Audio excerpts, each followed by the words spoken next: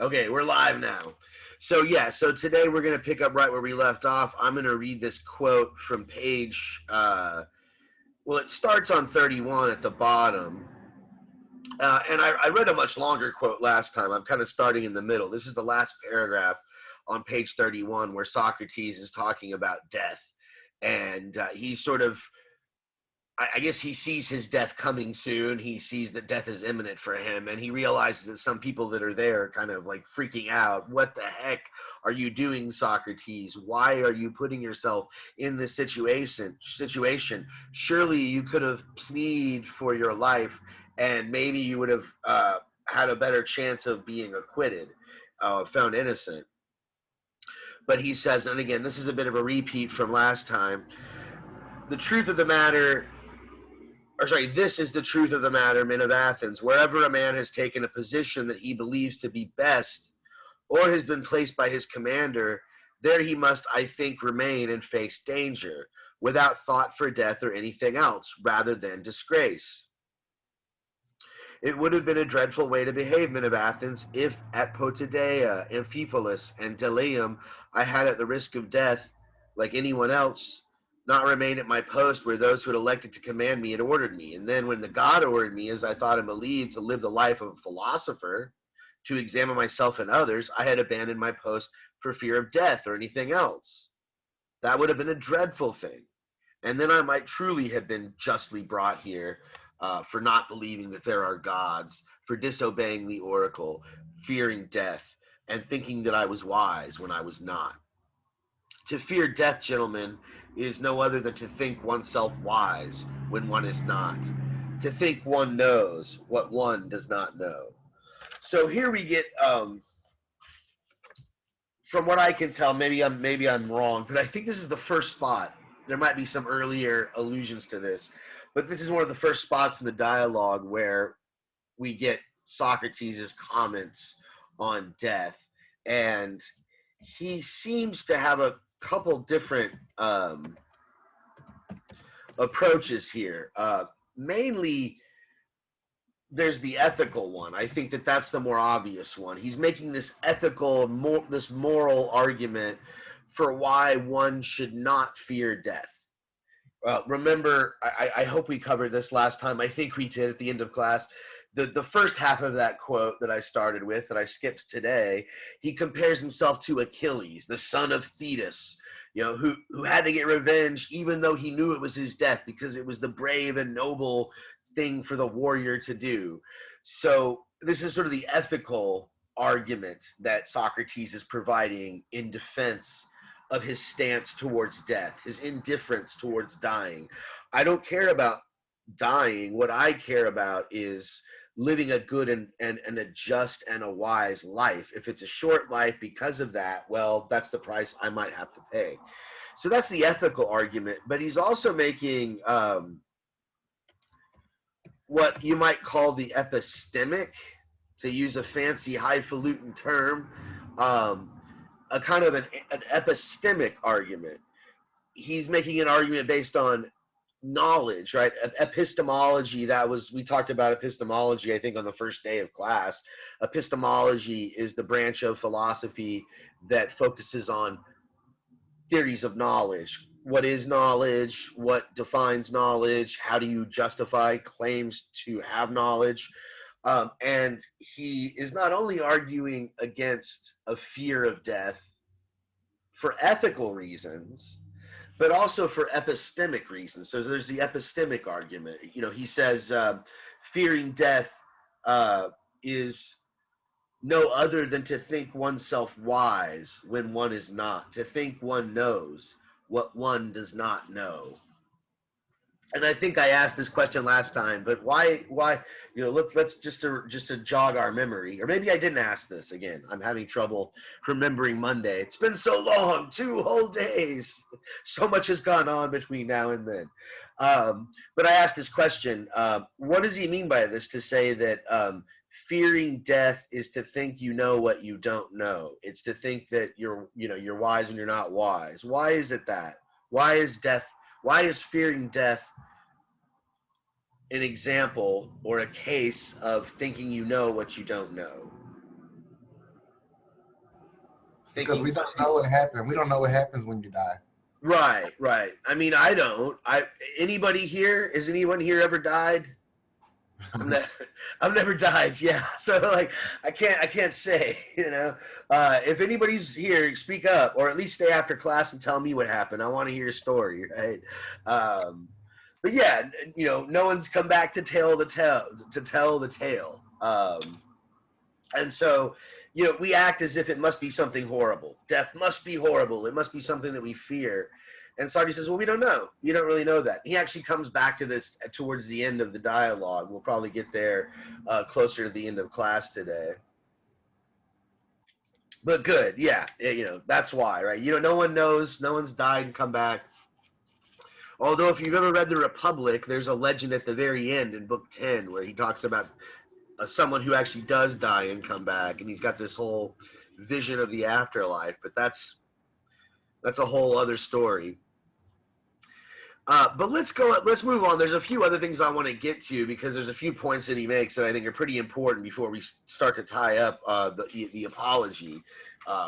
We're kind of, I think we've kind of gone over the major themes, but this passage here on page 33, if you have the PDF file that I posted on Blackboard, page 33, he makes this claim about Meletus and Anytus, and really just a general claim about his accusers.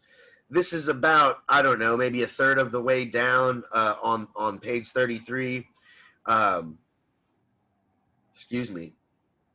He says, neither Meletus nor Anytus can harm me in any way.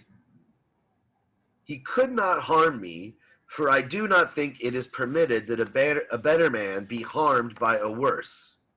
Certainly he might kill me, or perhaps banish or disenfranchise me, which he and maybe others think to be great harm. But I do not think so. I think he's doing himself much greater harm doing what he's doing now, attempting to have a man executed unjustly. Indeed, men of Athens, I'm far from making a defense now on my own behalf, as might be thought, but on yours, to prevent you from wrongdoing by mistreating the God's gift to you by condemning me. For if you kill me, you will not easily find another like me. Yeah, now it's weird. He was so humble at first, talking about, the only reason I'm so smart is because I know I'm not smart. And now he's talking about himself as the God's gift to Athens. But let's back up here.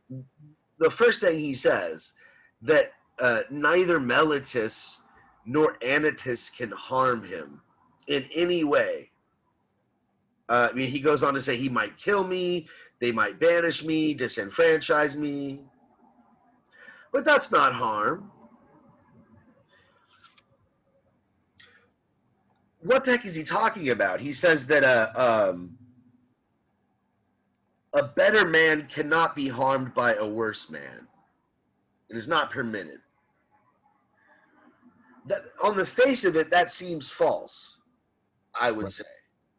But maybe there's a deeper meaning, perhaps. How could you say that a better man cannot be harmed by a worse?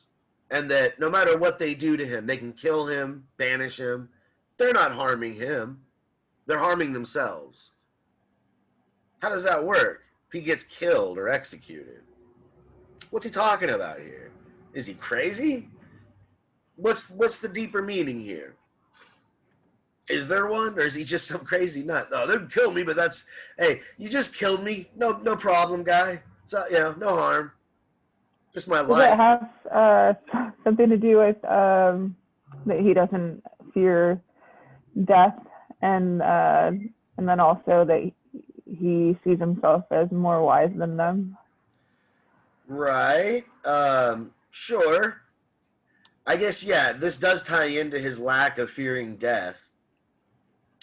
But he doesn't know. For all he knows, death could be harmful, but he doesn't know. He's not saying it's harm. Towards the end of the dialogue, he brings up and actually says that maybe it's probably good. It's most likely a good thing. And we'll come back to that. But it just seems kind of odd to say that killing someone, hurting them physically, kicking them out of the city, banishing them, that's not harm. And maybe it isn't, right? For him, it seems like he's not concerned with those things. So you're right to say what you just said. But if he's not concerned with those things, then what the heck is he concerned with?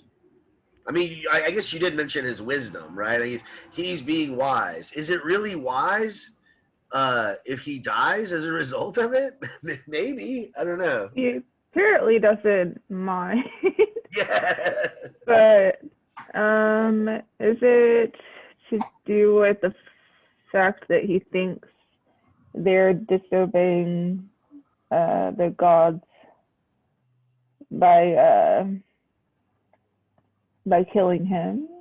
I think that is definitely that's definitely implicit. He's not super. I mean, towards the end, he says something. I think that some of the lines, which we'll get to at the end of class today, probably. He does mention something like, "I think the gods will, look after those who do good." So I think you're right. I think there is some of that going on there.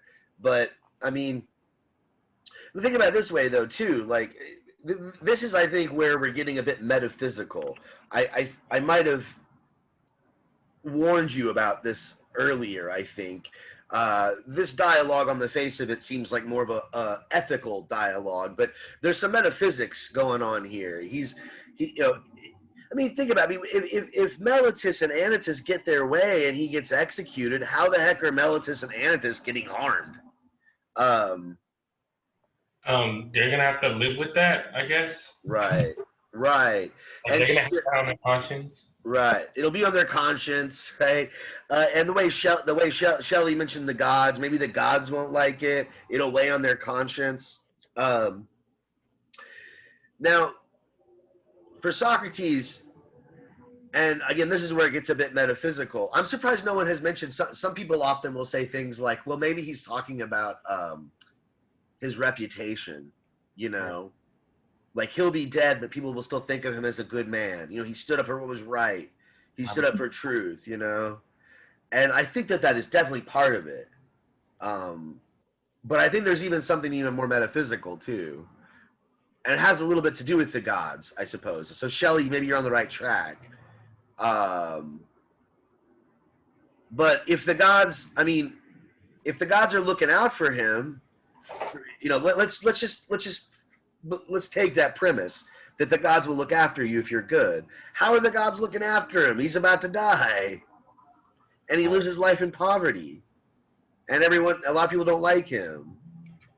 I mean, obviously he's not going to get his reward here. If he is, where's he going to get it? I think like there's a theme with religion and gods and stuff, and it's like self-sacrifice is like what you do, I guess. But I'm reading further in, and it's talking about mistreating the God's gift to you by condemning me. Yeah.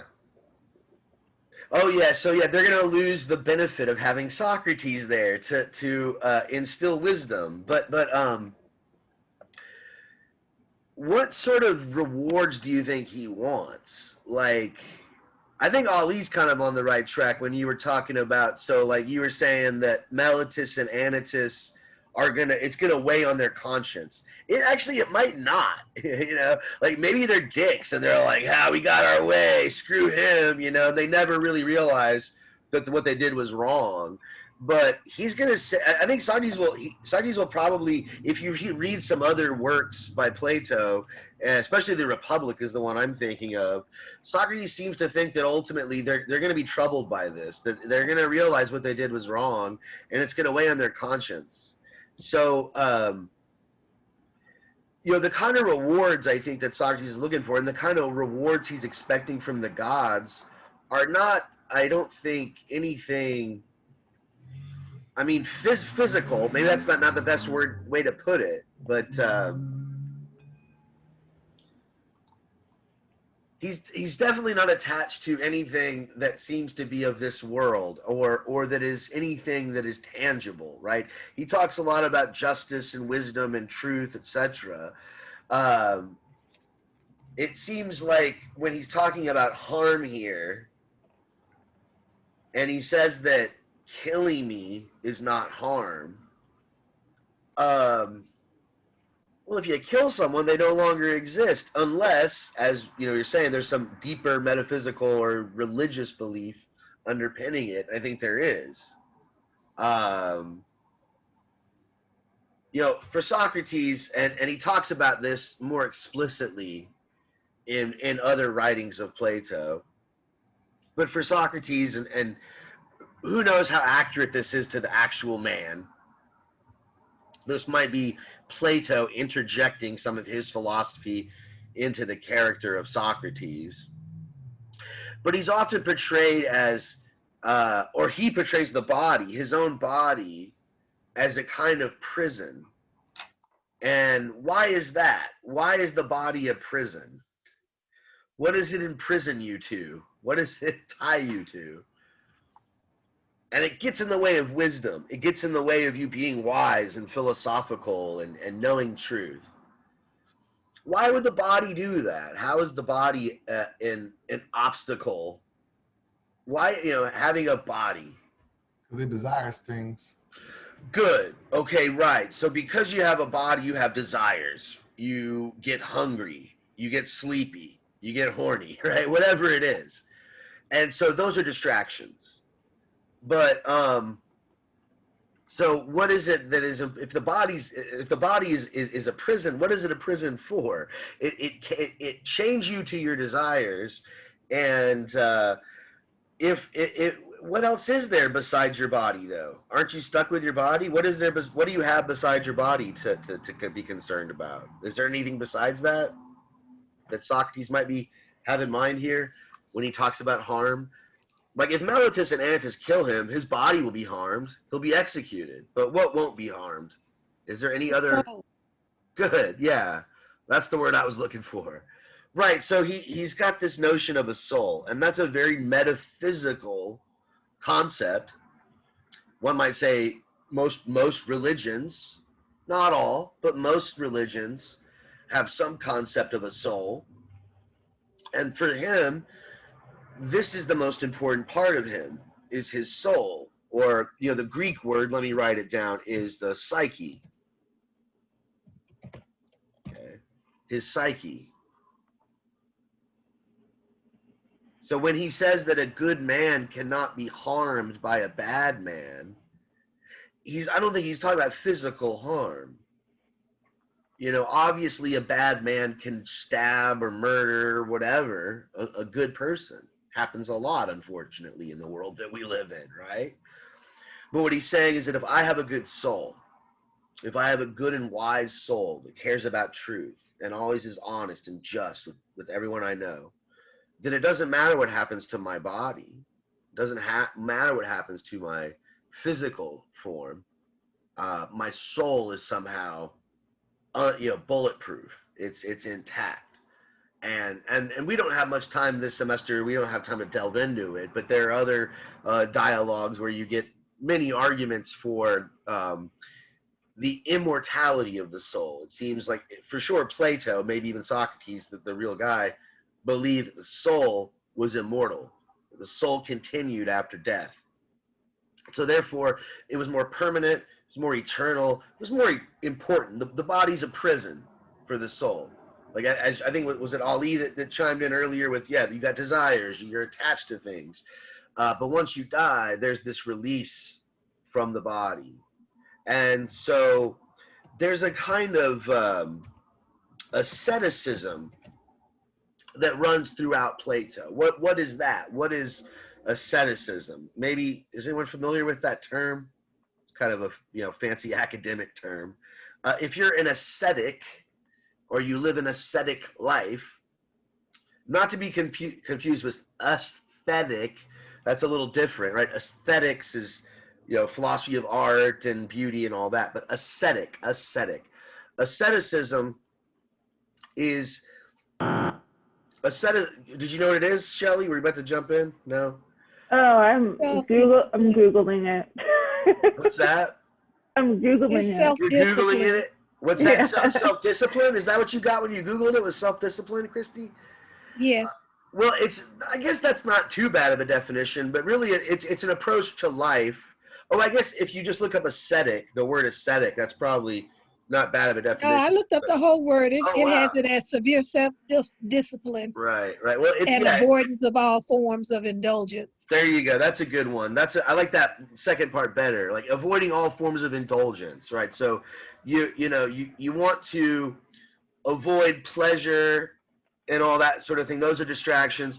Focus on intellectual pursuits and wisdom and things like that. Detach yourself from the body. And so Is that it just kind of reminded me of Thoreau, Henry David Thoreau, and how he lived secluded yeah, that's for some time. That's a part of that tradition. I think he's influenced by a lot of different things, Eastern thought and things like this. But yeah, I mean, there's ascetic traditions in almost every religion. And like what monks do. There you go. Yeah. Or when Christians are fasting, or There you go. stuff like that. Yeah. There you go. Yeah, almost there's different. There's ascetic forms of Christianity. There are ascetic forms of Islam, ascetic forms of Buddhism. There's a religion in well, it's predominantly in India. There's a few outside of India, but the Jainists, and their priests are extremely ascetic. They apparently are, they're vegan. They can only eat plants. They believe that all things are alive. Everything, like every speck of dust, has like a soul. And so you want to harm as little things and derive any pleasure from destroying anything else. So they only drink food, or they only eat food that's like leftover, or like a fruit that's already fallen from the tree. Some of them don't wear any clothes at all because they think clothing is too comfortable, and it also destroys plants, which are living things. Plato is not that extreme, right? I mean, definitely Socrates isn't. He had a wife and kids and all this. So, but they did tend to think that the pleasures of the body were kind of necessary evils. You have to eat food, or else you won't even be able to think. So you need some nutrition. You can't completely deprive yourself, but what you want to get down to, just eat the food you need just to live, just for fuel, right? If you're enjoying it, getting pleasure out of it, then that's a distraction from the proper way of going about things. So he was, it seemed to be he's advocating this. He's advocating some sort of form of asceticism. Yeah, I think it's hilarious. I saw Shelly's got the laughing emoji. Yeah, I feel the same way. If this is the way to be a proper philosopher, I fail miserably, right? But by Plato's metric, I'm a very naughty. I'm not a philosopher. I've got my head in the gutter. So, but this is what he means, I think, too. He's concerned with his soul, not his body. So it doesn't matter death. It doesn't matter what they're going to do to him. They're harming themselves. They're harming their own souls by doing unjust things and having an unjust soul. Shelley mentioned these comments at the bottom. I'm gonna read them because this is a very famous passage, and I don't want to skip it. I don't know if it's super important, doesn't add a whole lot of layers to the philosophy, but it's a famous gadfly passage, which Martin Luther King, I think we mentioned him last meeting, he came up in another context. He compared himself to Socrates in the letter from Birmingham jail. He compared himself to Socrates, and he himself was a gadfly. And a gadfly is not the most flattering thing to compare yourself to. But I think this is Socrates kind of admitting, look, I know I'm annoying. I know you don't like being questioned. I know I make you look stupid, but I'm actually doing you a service. And so this is kind of what he says here at the bottom of that paragraph that I just ended on. He says, I was attached to this city by the god, although that seems to be a ridiculous thing to say, as if upon a great and noble horse, which was somewhat sluggish because of its size, and needed to be stirred up by a kind of a gadfly. It is to fulfill some such function that I believe the god has placed me in the city, and I never cease to rouse each and every one of you, to persuade and reproach you all day long, and everywhere I find myself in your company. So again, he's kind of telling them, look, I know I'm annoying. A gadfly is annoying. You know, you're the horse. I guess Athens is this great and noble steed. He likes the city. He respects it. He loves Athens. If you read Credo, he comes off very patriotic. But he feels like it needs to be stirred up, that it's gotten sluggish because of its size, and it needs to be stirred up. And if you know what a gadfly is, it's annoying. You know, there, if you go out to the country and go out to like the stables and look at the horses, or go see some cows in the hot summer, you know, they got all these flies stinging them on their rear end, and so they use their tail to kind of swat the fly, and all it does is just buzz around and sting the rear. It never goes away. He knows he's annoying, but he thinks he's a necessary annoyance. And this is where I can kind of, maybe in a sense, I can kind of relate to some of his accusers. And I personally love Socrates. He's kind of a hero of mine, but I've encountered quite a few people in academia, colleagues of mine. I've had students who just can't stand him. They think he's really annoying and a jerk and a smartass. And I can kind of see where that's coming from. I kind of agree with that, but I still kind of like him anyway. But you got to imagine, if you're one of, let's say you're one of these craftsmen who he likes to go question, and you're just going about your day banging on your iron, trying to make your shield or your sword or whatever the hell you're working on that day, right? And then this smelly, you know, disheveled looking, he hardly bathed, he didn't really, like, he didn't care much about his appearance, remember? You know, so you probably smell him before you see him. And you look up, you're like, dude, what are you doing in here, Socrates? I'm busy, I've got all these orders to fill. And he says, well, I just wanted to know what justice is. I was just curious. What is justice? And then you're like, dude, seriously? Could you come back after I'm done today? I got to fill this order in, and I don't even have time for a lunch break. And he's like, oh, so I guess your orders are more important than justice. And you're like, ah, damn, Socrates. All right, fine. So you sit down, you put down your hammer, you know, you cool the fire down. You're like, all right, let me think about this. What is justice? I guess to be just, it just means to treat people equally. You want to be equal. And he says, wow, that's good. I always wondered what justice was. And you know what it is. It's to be equal.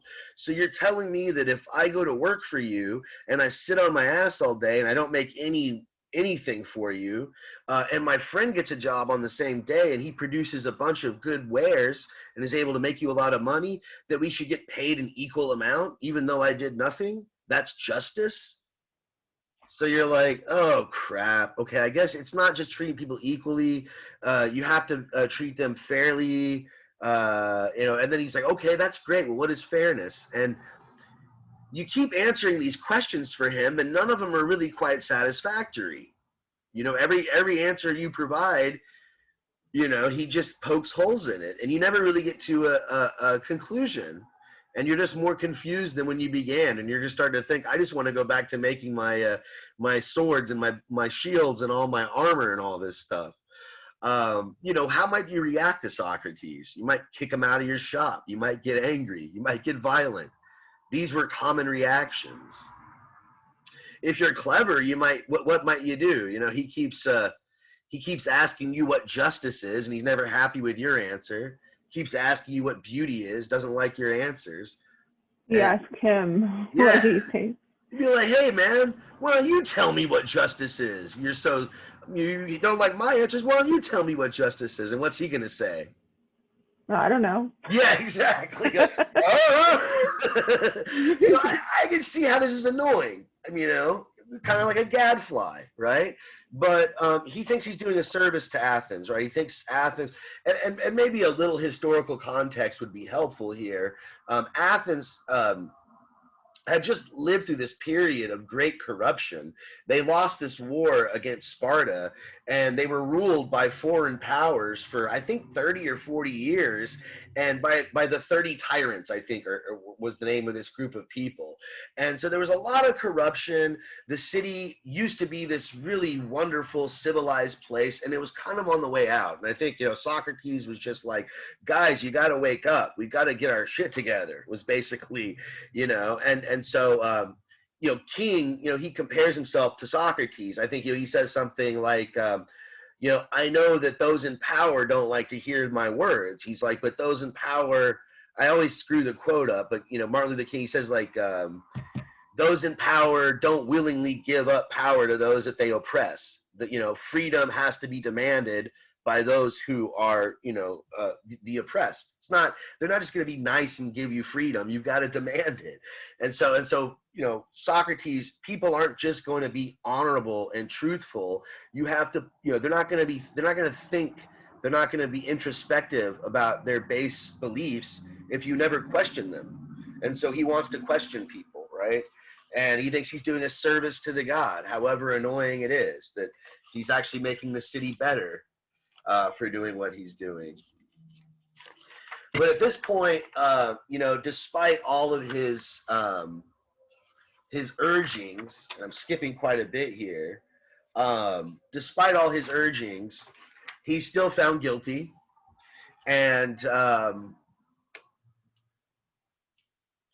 this was an interesting thing about the way they conducted the trials in Athens at this time. Once you were found guilty, your accuser would propose a penalty, and obviously Meletus, Anytus, Lysone, they can't stand this guy. They want him dead. So they propose the death penalty. But now he gets a chance to offer a different penalty, what he thinks he should be punished with. And then the jury gets to decide. Well, his accusers kind of did a stupid move by demanding the death penalty. That was a pretty controversial thing to do. Still is today. The death penalty, you could argue, is still a pretty controversial issue. And Athenians were not really happy about executing their own citizens. They tended to regret it when they did, and they did it very rarely. And so when they asked for the death penalty, people were kind of optimistic that, now Socrates can just ask for exile and he'll probably be able to live and just go live in another city. But that's not what he does. What does he do? What does Socrates propose? Who got this out of the reading? This, I think, is on page 38. What does he think the penalty should be for all he's done for the city? How should he be, air quotes, punished?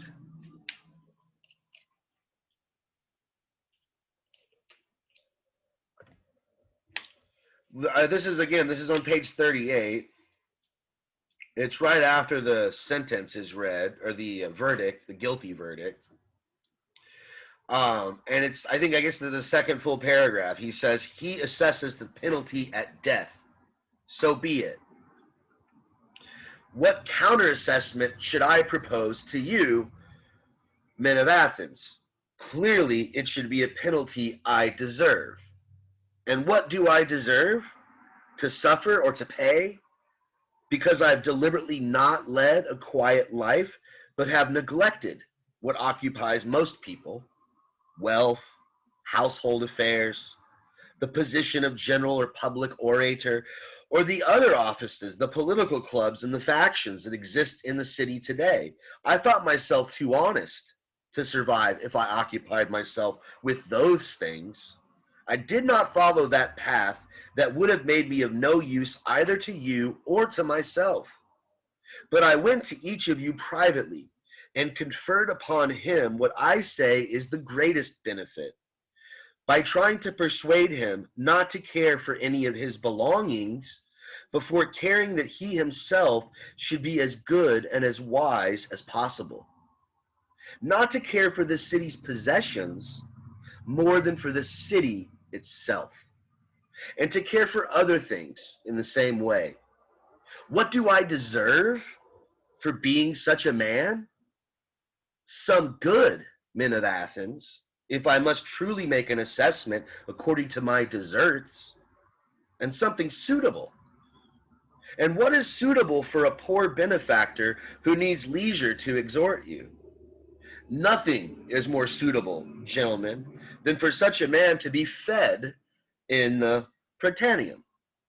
Much more suitable for him than for any of you who just won some victory at Olympia with a pair or a team of horses. The Olympian victor makes you think yourself happy. I make you be happy. Besides, he does not need food, and I do, so if I have to make a just assessment of what I deserve, I assess it as this: free meals at the Prytaneum. So if you read the footnote, it kind of explains to you what this Prytaneum place is that he's talking about, right? Give me free meals at the Prytaneum. This is where, you know, the Olympic victor, the guy who wins the chariot race at the Olympics, when he comes home with the gold medal, they put him up in the Prytaneum and they bring out the belly dancers with the feather fans and they feed him grapes. And, you know, there's a big feast and a celebration. That's basically what he says that they should do for him. That's his punishment. He's basically telling them to kiss his ass, is basically what he's doing here, right? And this is even more shocking for those that are standing around kind of seeing him do this.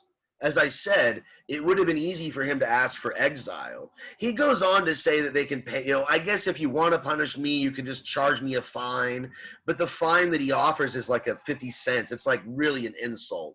So he's kind of like, some have argued, some commentators have argued that this is suicide, that he actually killed himself. Like he knew, you know, he knew what he was doing, he knew what he was saying and where it was taking him, and he was dying to prove some sort of point. And this is one passage that's often cited to kind of back up that interpretation, right? That he's just kind of saying, hey guys, what should I be punished with? You should put me on a throne and kiss my ass is what you should really do, right? Because I've done a service for you. And some people listening there, especially some of the people who he's annoyed, might have really been laughing their asses off when he got to this part where he said that the Olympian victor makes them think they're happy, but he actually makes them be happy. They'd probably be scoffing or laughing or, how do you make me happy, Socrates? You don't make me happy. You're annoying. You even said it yourself. You know you're a gadfly.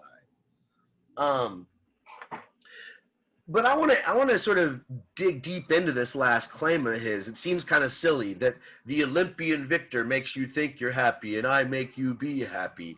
How does he make us happy? How does he, as a philosopher, provide the service to the city to make us be happy? And how is that different from the Olympian victor? I guess we should maybe update this example a little bit. I don't think that many people, I guess when the Olympics are happening, people follow them, but I don't think is anybody here following figure skating right now? Can you name any famous figure skaters? Anyone? Yeah, I didn't think so, right? So let's just say like NBA. Again, I'm not a sports guy. I think I mentioned that before, but like, you know, even me, you know, I'm not a fan of, I don't follow sports, but I remember I grew up in San Antonio and I lived there right when the Spurs were starting to get real big and started winning championships. And, you know, I was going to San Antonio College. I guess I must have been like 21. Maybe I wasn't even old enough to be drinking. I think I was at this bar I wasn't even supposed to be at. And it was the night they won the championship for the first time. And man, it was a great time. And I'm not even a big sports guy. Again, I didn't even follow the freaking, I watched the game, but I didn't even follow the series. And it made me pretty happy, but here's the deal. How long was that happiness? How long did that happiness last? For the duration of the game. Yeah, or maybe like the night of the game. You know, after the game was over, everybody partied, everybody had fun. Yeah, I love Super Bowl parties, but I don't give a crap about football. Right, yeah. I mean, the night of, maybe like if you're like a hardcore fan, like some of the people that are like real hardcore Spurs fans, they might have been happy for a whole week or a whole month or maybe even a whole season if they're really hardcore, right? But it's not a permanent happiness. So I think what Socrates is trying to claim here is that the kind of happiness that he provides through this sort of philosophical approach to life is more permanent, you know. And also you can think about that happiness that we got from the game. What did that have to do with us? What did the Spurs winning, how did I have anything to do with the Spurs winning the Super Bowl? Nothing at all. Nothing. Right. So Socrates, he provided a more intrinsic happiness because you're more aware of yourself and what actually makes you happy, which makes the happiness more permanent than just that game or that party night. Yeah, exactly. I like the words you used, intrinsic. I think it's an inner intrinsic. It's once you have it, it's there. It's permanent. And it depends on you. You are able to establish it. Whereas that Spurs winning, I just happen to be born in the city that the team that won is in now. Like I had nothing to do with it, right? But people still take all this pride, like we cheered. It was our cheering, like oh, maybe that has a little to do with it, maybe, but come on, I think it was those guys playing, and the coach and all the practice and all that, But yeah, so I think he's talking about again a more permanent approach to happiness that is more dependent. This is another thing that we're going to have to revisit a bit. I mentioned that at the beginning of the dialogue, we're introduced to this dichotomy between appearance and reality. The arguments of his accusers are persuasive. They appear true, but they're not. Whereas what he says is true, it's hard to accept, but it's actually real. Here what we get, I think, also is another dichotomy that's important for Plato, this dichotomy between permanence and transience, right? Some things are permanent and some things are transient. Some things change. Some things are impermanent. The joy that you get out of your favorite team winning, one, it doesn't depend on you. You have no control over them winning or not. And two, it's very temporary. Whereas, for him, I guess, and it's a more inner happiness. It has to do with the happiness of your soul. I guess you could also get physical pleasures. Your body can be happy, but those are also temporary. You eat a really tasty cheeseburger or a milkshake or whatever, and it's good, but it's gone, right? And then maybe long-term health-wise, it's not good, right? So anyway, I think I made my point. So let's go ahead and move on. My aim here is to try to get at least close to the end of the reading, if not completely done with the first reading by the end of class today. So let me move to the next quote I wanted to read, and this one comes after he's already been told he's going to die. So this actually does get even more serious, I think. I'm going to back up a bit on 39. And this quote, again, it might not add a whole lot to the discussion, but I kind of feel obligated to read it because it's so famous. This is on page 39. It's line 38. And he's basically talking about what would happen if he were given the option of leaving. Hey, what if you guys told me I'm free to go and I'm completely exonerated, but only under this condition that I can no longer practice philosophy, that I can no longer go questioning people. Could I do that? And he basically says, no way. There's no way I could do that. And he's trying to explain why. Why is it that, if you guys told me, hey, we'll let you live, we're not going to kill you, but you guys shut up. You can't be questioning people. You can't be bothering people. You got to leave everyone alone. Just stick to your own, your own little nook of the city and stop making these people look foolish. I can't do that, he says. And this is his defense of his approach.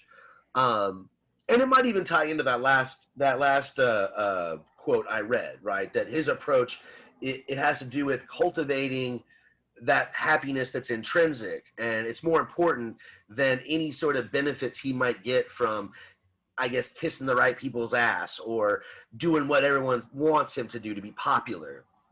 And so again, this is line 38, around there, page 39. He says, perhaps someone might say, but Socrates, if you leave us, will you not be able to live quietly without talking? Now this is the most difficult point on which to convince some of you. If I say that it is impossible for me to keep quiet because that means disobeying the God, you will not believe me. You'll think I'm being ironical.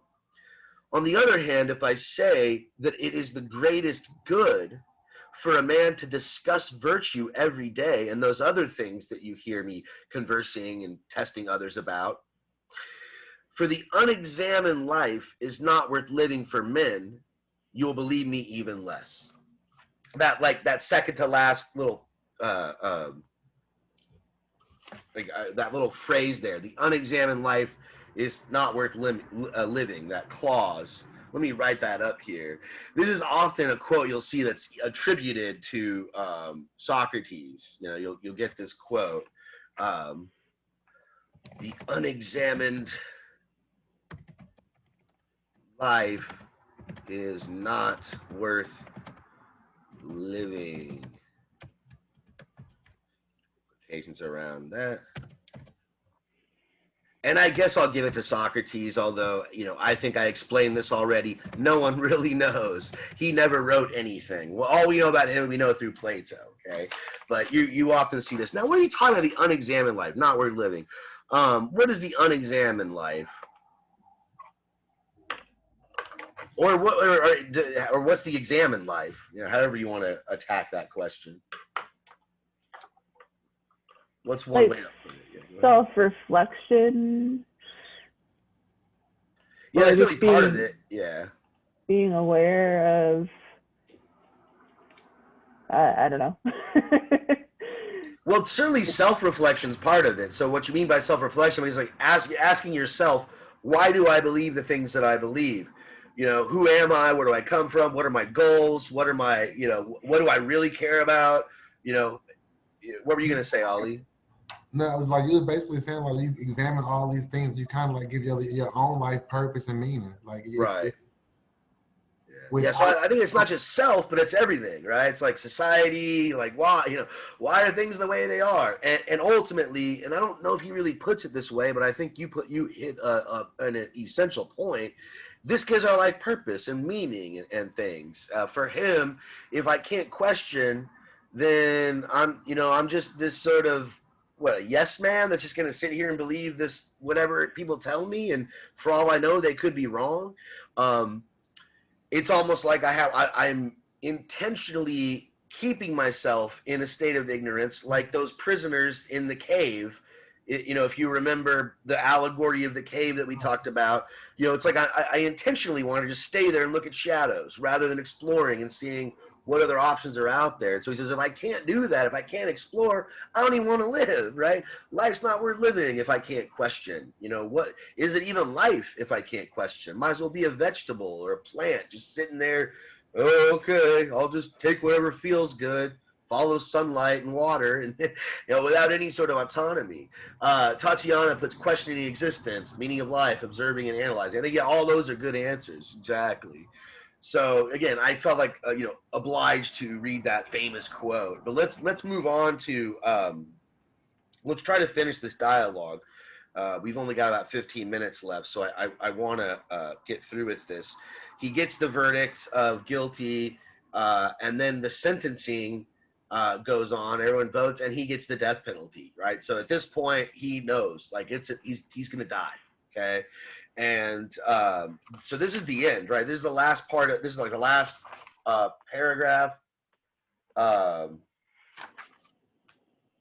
Well, actually, before I read that last paragraph, instead of reading all this stuff, let me just sort of ask you, maybe like a little sort of a quiz. He brings up this argument for why you shouldn't fear death again at the end. This is kind of where we started, so maybe this is a good way to end class, kind of just going full circle.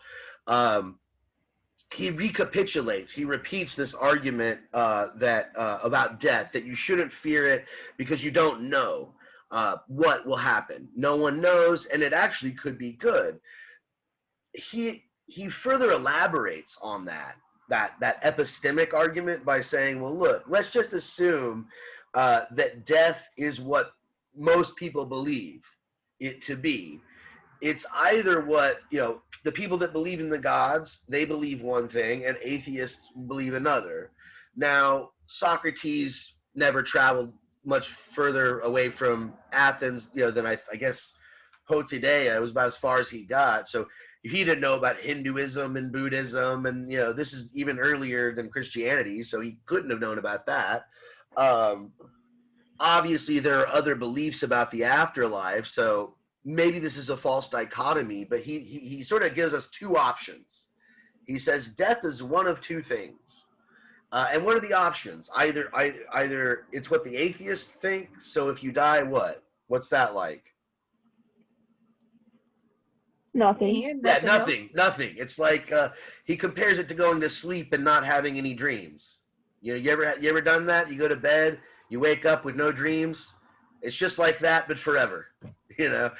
And he says if that's what it is, he says then that sounds really peaceful, and he's okay with that. I would think that's still kind of scary. Like I don't know.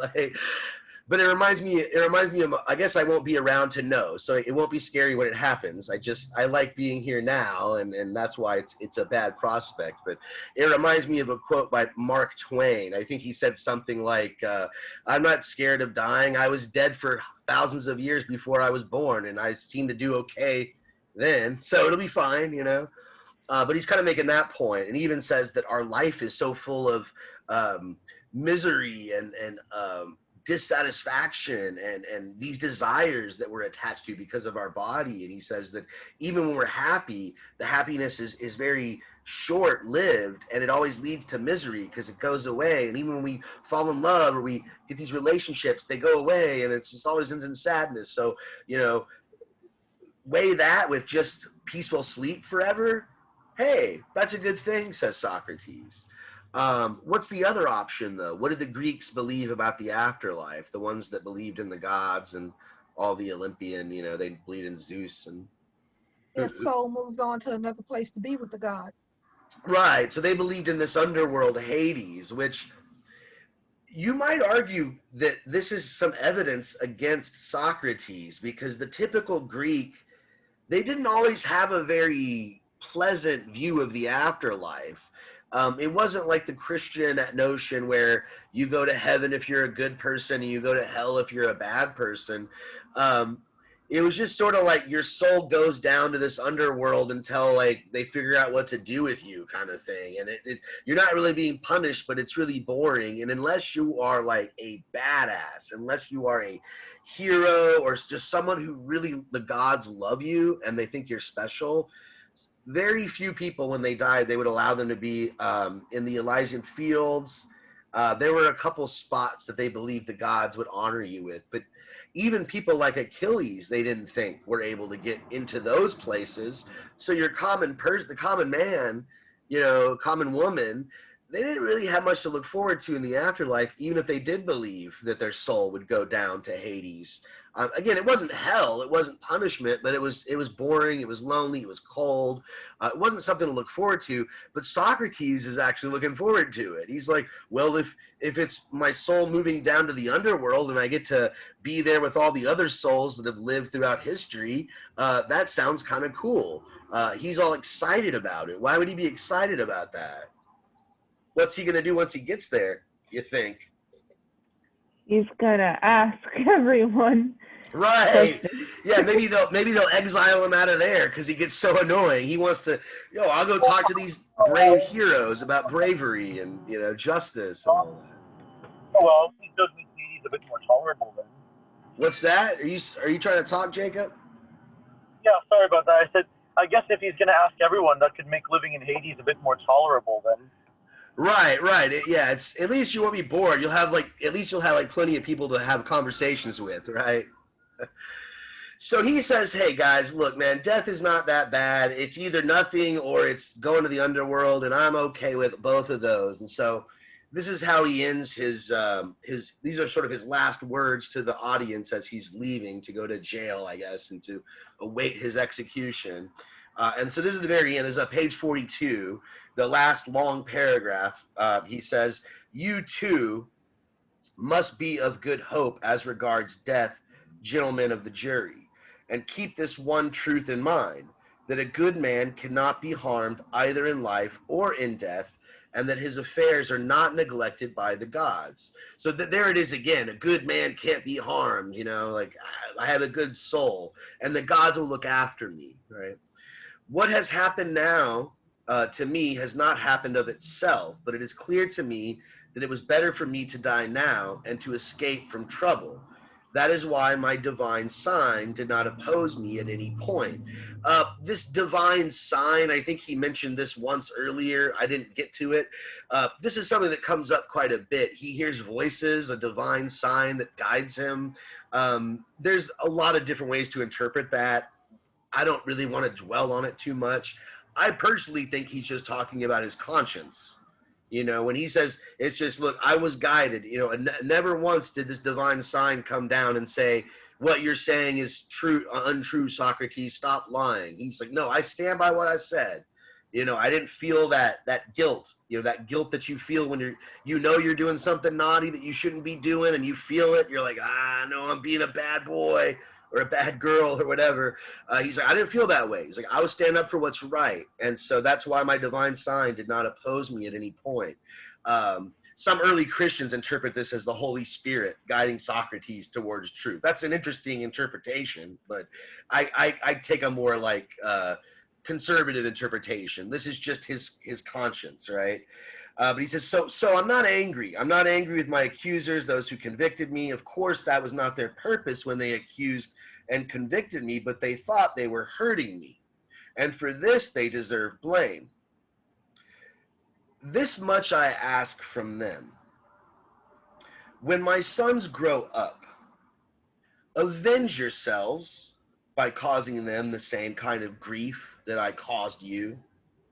If you think they care for money or anything else more than they care for virtue, or if they think they're somebody when they are nobody, reproach them as I reproached you, that they do not care for the right things and they think they are worthy when they are not worthy of anything.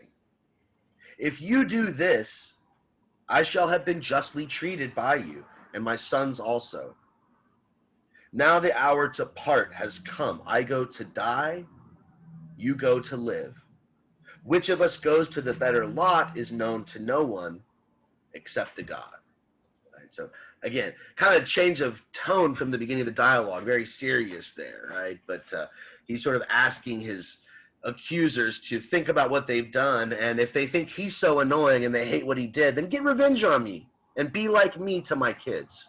Question them, ask them about justice, and chastise them for thinking they know what they don't know, if it's so bad, right? All right, well, I better end it there. There's a few more things I want to say about the apology, but we'll save that for next class. But I'm glad we got through the actual reading. And so what we'll do, we'll start next class by just trying to kind of sum this up and maybe tie the knot and put a cherry on top of this, and kind of maybe discuss what we might see as the main message that we could take away from this reading. But I hope that won't take too much time. I'm hoping that by about halfway through class, or maybe even sooner, we'll get started on the symposium. So hopefully you've got a copy of this book, or you were able to find a different version of it online. So over the weekend, please, like I said at the beginning, try to get through the introductory dialogue, the first 8 or 9 pages of this this reading.